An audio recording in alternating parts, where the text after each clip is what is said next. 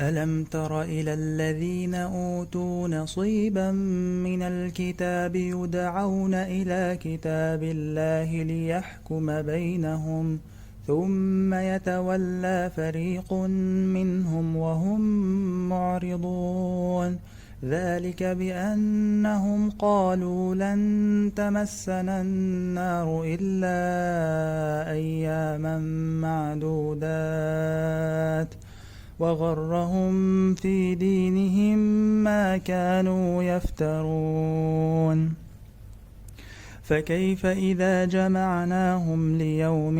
لا ريب فيه ووفيت كل نفس ما كسبت وهم لا يظلمون قل اللهم مالك الملك تؤتي الملك من تشاء وتنزع الملك ممن تشاء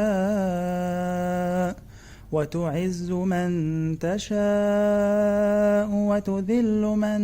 تشاء بيدك الخير إنك على كل شيء قدير تولج الليل في النهار وتولج النهار في الليل وتخرج الحي من الميت وتخرج الميت من الحي وترزق من تشاء بغير حساب